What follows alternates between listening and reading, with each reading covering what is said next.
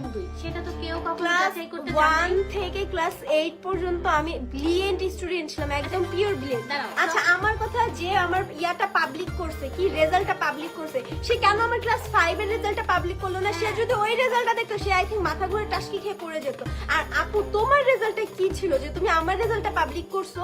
আচ্ছা পাবলিক করছো ভালো কথা, আমি নিজেও রেজাল্টটা পাবলিক করতাম, আমার প্ল্যান ছিল। কজ আমি সবাইকে বলছি যে আমার লাইভ, আমি সবাইকে হচ্ছে এটা বলছি যে হচ্ছে আমার ব্লগ যে করছে, আমার পরীক্ষার টাইমে ব্লগ করছে, ইটস মিন অবশ্যই আমি আমার রেজাল্টটা পাবলিক করতাম, তাই না?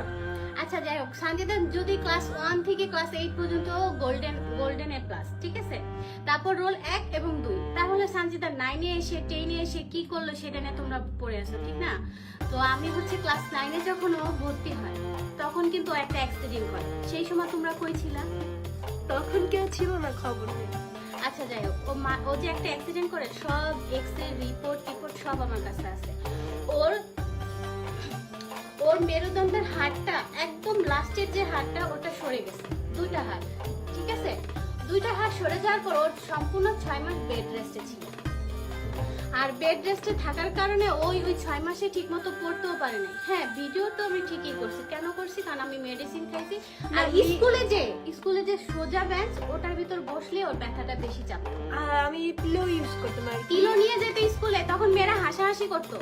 স্কুল সরকারি স্কুল তো, ওই সরকারি স্কুলে মেয়েরা মর্মটা খুবই কম বোঝে, কিন্তু টিচারদের কাছে আমি পারমিশন নিয়েছি।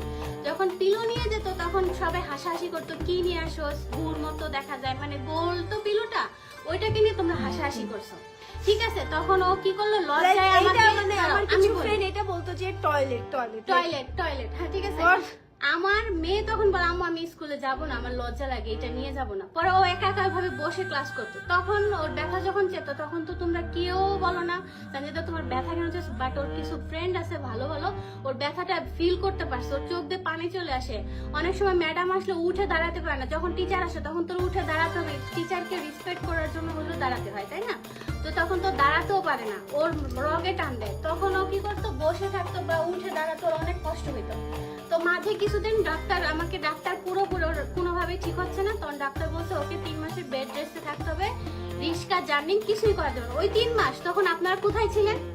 6 মাস, ওই 6 মাস আপনাদের কাউকে তো আমি পাইনি। ওর প্রতিদিনের মেডিসিন কত টাকা লাগছে আপনারা জানেন? ওর প্রতিদিনের মেডিসিন 1500 টাকার উপরে মেডিসিন লাগছে। ওর 3 মাসে আমার কত ওর পিছে হ্যাসেল গেছে, সেই সময় তো আমার সাথে কেউ ছিলেন না।